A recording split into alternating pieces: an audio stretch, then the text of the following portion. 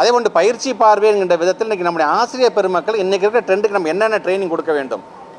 So அப்படி model ஸ்கூல்னு ஒரு மாவட்டத்துக்கு ஒரே ஒரு ஸ்கூலில் மட்டும் அங்கே மட்டும் பெஸ்ட்டு ஸ்டூடெண்ட்ஸை மட்டும் கொண்டு வரீங்களே, ஏன் மற்ற ஸ்கூலில் இருக்க பிள்ளைங்களா உங்களுக்கு பிள்ளைங்களா தெரியல, ஏன் அந்த டிஸ்கிரிமினேஷன் என்று சொன்னாங்க பார்த்தீங்களா.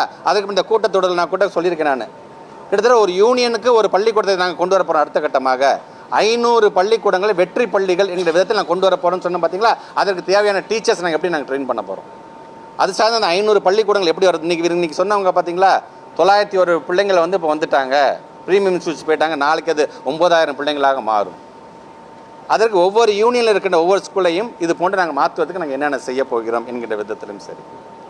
இப்படி ஒவ்வொன்றும் நம்ம பிள்ளைங்களுக்கு தேவையான, நான் ஏற்கனவே சொன்ன மாதிரி அந்த பள்ளிக்கூடங்க அந்த அக்சசிபிலிட்டி எப்படி இருக்க போகுது, அசிஸ்டிவ் லெவலில் அது எப்படி இருக்க போகிறதுங்க முதற்கொண்டு அந்த குழந்தைங்களுக்கு தேவையான எல்லாத்தையுமே கரியர் கைடன்ஸ் என்னென்னலாம் அந்த நாட்டில் இருக்குது தெரியுமா, எப்படிப்பட்ட தொழிற்சாலைகள் இருக்குது தெரியுமா, அது சார்ந்து என்ன படிக்க வேண்டுமானலாம் சொல்லிட்டு இருக்கோம் பார்த்தீங்கன்னா. 11th 12th 9th ஸ்டாண்டர்ட்லேயே அந்த பிள்ளைங்களுக்கு அதுக்கான அறிவை வழங்க வேண்டும் என்று நாங்கள் ஆசைப்படுகிறோம்.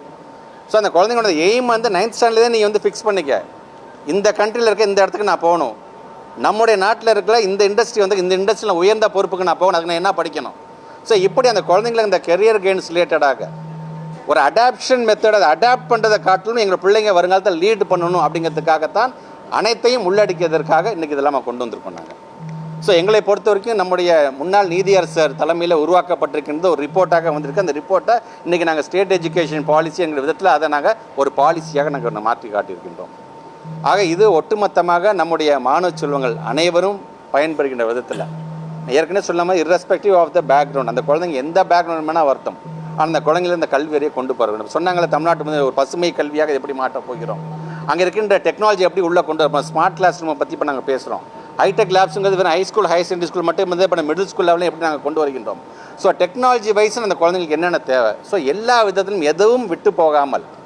சார் இல்லை சார் அடுத்த வருஷம் இந்த ட்ரெண்ட் இப்படி மாற மாதிரி இருக்குது சார், நமக்கு கொஞ்சம் குவாலிட்டினா என்ன நம்ம சொல்லித்தர வேண்டும் அந்த குழந்தைங்களுக்கு, அதுதான் நமக்கு மிகப்பெரிய ஒரு பயனுள்ளதாக இனி வருங்காலத்தில் இருக்கும் என்று சொன்னால் அந்த குவாலிட்டி சார்ந்த அந்த குழந்தைங்களுக்கு ஐஎஸ்ஓனா என்ன அப்படிங்கிறது இப்போ ஒரு இடத்துல ஒரு பக்கம் ஒரு பேராவாக சொல்லித்தரோம்.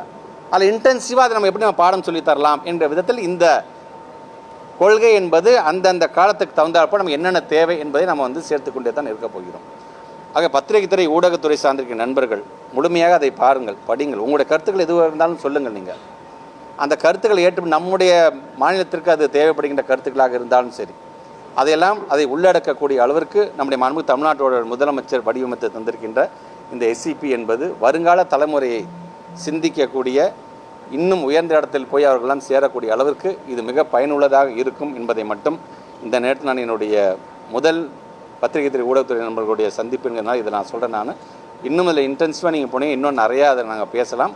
நீங்களும் முழுமையாக அதை படித்துக்கொண்டு அதிலேருந்து உங்களுடைய சந்தேகங்கள் எதுவாக இருந்தாலும் எங்களிடம் நீங்கள் கேட்கலாம் என்பதை நான் தெரிவிக்கிறேன்.